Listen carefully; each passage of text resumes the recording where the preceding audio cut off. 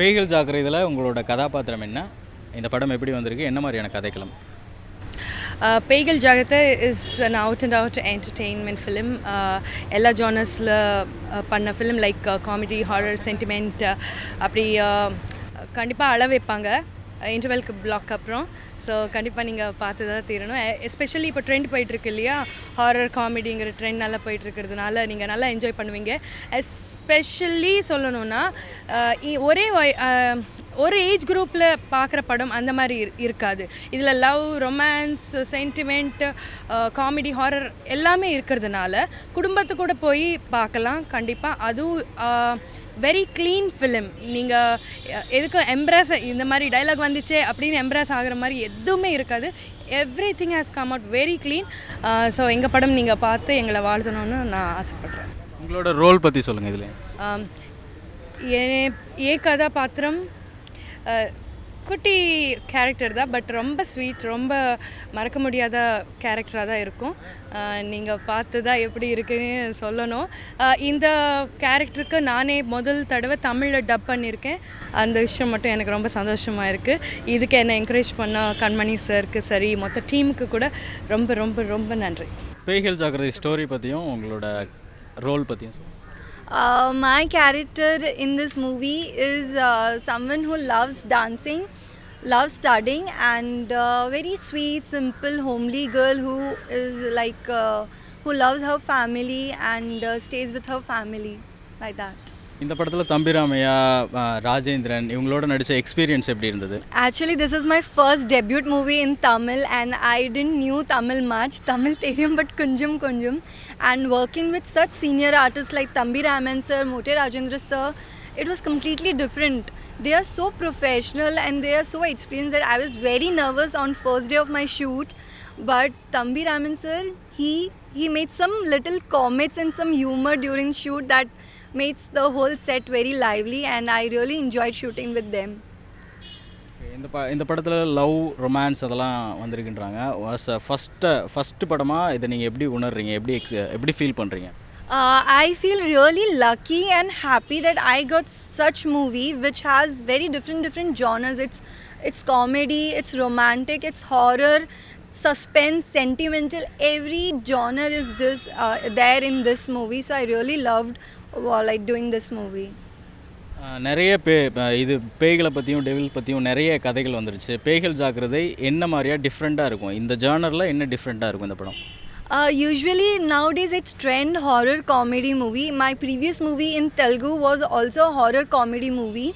But that movie and this movie is totally different because Paigal Jagrati means be aware of ghosts, which sounds totally scary, but this movie is different because it has a horror, comedy and romantic as well with little sentimental. So when you guys watch climax, you will come to know that this movie stands out very differently to other horror comedies. 2015ல நிறைய பேய் படம் வந்துருச்சு, நிறைய வெற்றியும் பெற்றிருக்கு. இந்த படம் என்ன மாதிரியான கதைகளும்?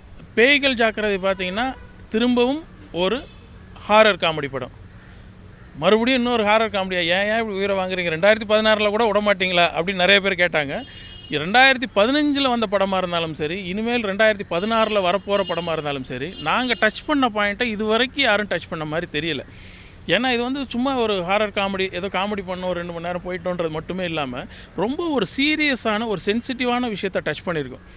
அது லாஸ்ட் 20 மினிட்ஸ் இந்த படத்தில் ஜென்ரலாக பேய் படம்னா சொல்லுவாங்க, நீ யாராவது பயப்படாமல் வந்துட்டா நான் வந்து 5 லட்ச ரூபா ப்ரைஸ் தரேன்னு.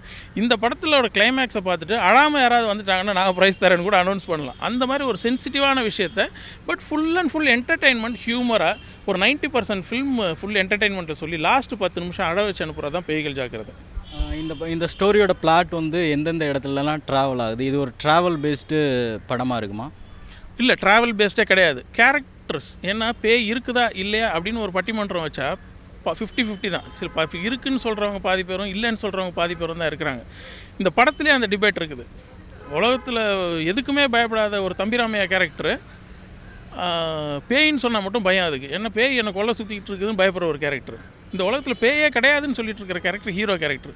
இவங்க 2 பேரும் மீட் பண்ணி ஒன்றா தங்க வேண்டிய ஒரு சூழ்நிலை வருது.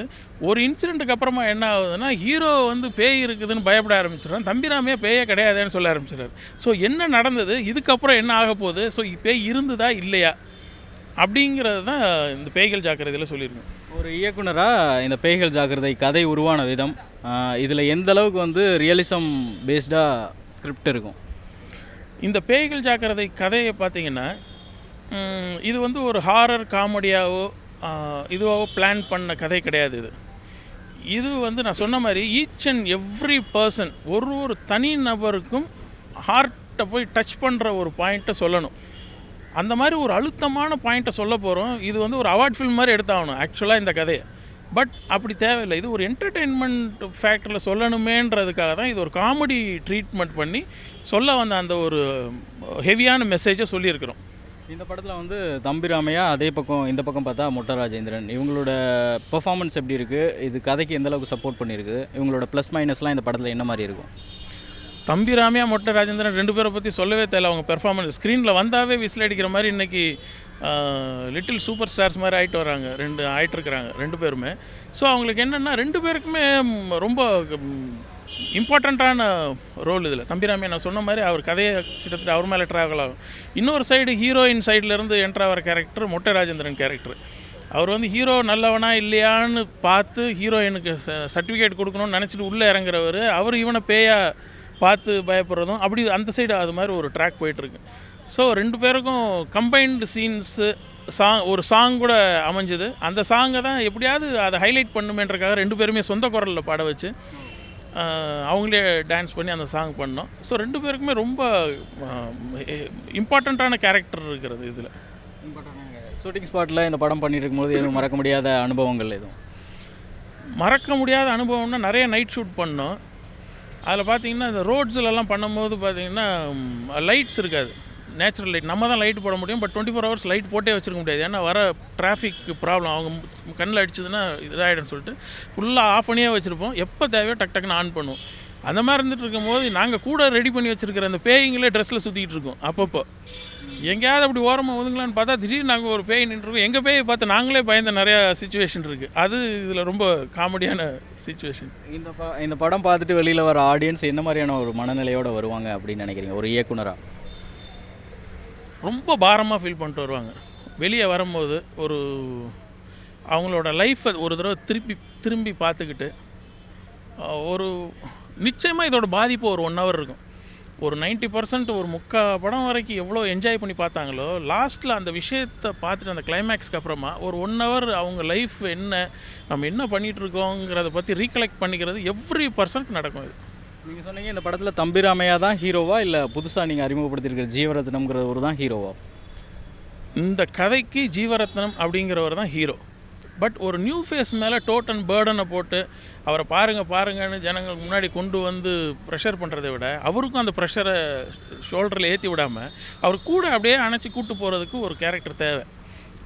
அதுக்கு தம்பிராமையா கேரக்டர் ரொம்ப ஹெல்ப் ஆச்சு இந்த படத்தில். இந்த படத்தில் உங்களுக்கு டைரக்டர் என்னென்ன மாதிரி ஹோம்ஒர்க் கொடுத்தாரு இந்த ஹாரர் ஃபிலிம்காக? ஹோம்ஒர்க்குன்னு இல்லை, நான் கேட்டேன் சார் இது மாதிரி நிறையா ஹாரர் மாரி ஹியூமர் இருக்குது சார், ஃபஸ்ட்டு படம் சார் கஷ்டமாச்சே என்ன பண்ணி ஹோம்ஒர்க் பண்ணிக்கலான்னு. இல்லை நீங்கள் ரொம்ப ப்ளைனாக ஃப்ரெஷ்ஷாக வாங்க, நான் பார்த்துக்கிறேன் ஸ்பாட்டில் அப்படின்னாரு.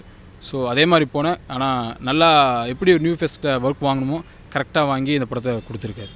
இந்த படத்தில் தம்பிராமையா அந்த மாதிரி லெஜண்ட், அவங்க நேஷனல் அவார்ட் வின்னர், அப்புறம் ஒரு பக்கம் பார்த்தா மொட்டை ராஜேந்திரன், இவங்க கூடலாம் சேர்ந்து ஃபஸ்ட் படம் ஜேர்னி பண்ணியிருக்கீங்க.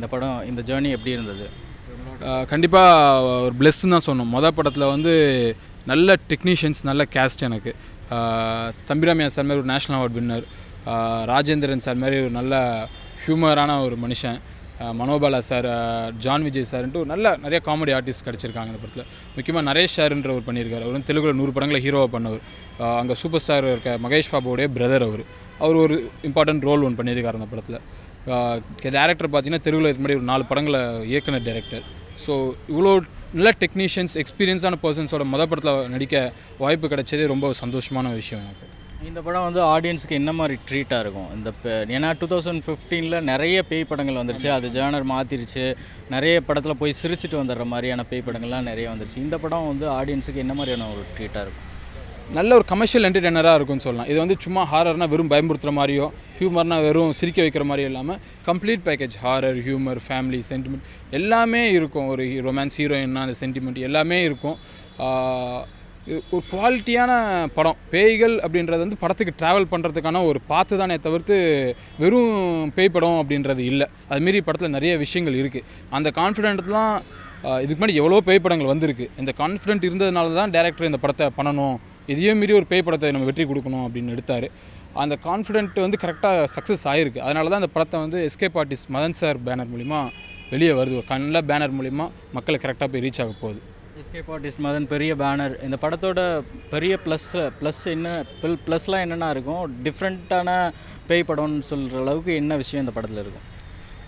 ப்ளஸ் அப்படின்னு பார்த்தீங்கன்னா, இப்போ பார்த்தீங்கன்னா நிறைய பேய் படங்கள் வந்து குழந்தைங்க பேயினாலே பயப்படுறத மீறி பேய் படமா போகலாமா அப்படின்ற அளவுக்கு ஆயிட்டாங்க. ஸோ குழந்தைங்க ஃபேமிலி எல்லோரும் உள்ளே வரையில் நம்ம வெறும் ஹாரர் மட்டும் போட்டு அவங்களை பயமுறுத்தக்கூடாது. ஸோ அதையும் மீறி அவங்க எல்லாருமே என்ஜாய் பண்ணுற மாதிரி ஒரு படத்தை கொடுக்கணும். அது கான்ஃபிடென்ட்டாக அதை ஃபோக்கஸ் பண்ணி நல்லா எடுத்தார். அதனால தான் ஒரு பேய் படம் ஒரு கட்டு கூட இல்லாமல் க்ளீனாக யூஸ் சர்டிஃபிகேட் வாங்கிட்டு இந்த படம் வந்திருக்கு. ஸோ கண்டிப்பாக இந்த படம் எல்லா விதத்தில் எல்லா விதமான ஆடியன்ஸுமே, வயசானவங்க போய் உட்காந்தா கூட, குழந்தை இருந்தாலும் யூத் இருந்தாலும் எல்லாருமே ஒரு பாயிண்டில் நல்ல படம், நம்ம சிரிக்கலாம், ஏதோ ஒரு விதத்தில் ரிலேட் பண்ணிக்கலாம் அப்படின்ற ஃபீல் கிடைக்கும் இந்த படத்தில். இந்த படத்தில் இந்த கதைக்காக மெனக்கெட்ட விஷயங்கள், ரொம்ப கஷ்டப்பட்டு ஷூட் பண்ண விஷயங்கள், அந்த மாதிரி விஷயங்கள் இருந்தது.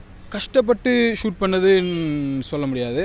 ரொம்ப இந்த படத்தோட கோர் இம்பார்ட்டண்ட் கிளைமேக்ஸ், அதுக்கு வந்து பெட்டராக பெர்ஃபார்ம் பண்ணணும் அப்படின்ட்டு மெனக்கெட்டு நடிச்சிருக்கோம். அது கண்டிப்பாக அந்த அவுட்புட் வெளியே வந்திருக்கு. படத்தோட கதைக்களம் என்ன மாதிரி, இந்த கதைக்களம் எங்கெங்கெல்லாம் ட்ராவல் ஆகுது? கதைக்களம் பார்த்திங்கன்னா இன்னும் அரௌண்ட் சென்னை, ஈசிஆர் இந்த சர்க்கிளே தான் எடுத்தோம். ஆமாம், மற்றபடி இந்த படத்துக்கு கதைக்களம் தேவைப்படலை.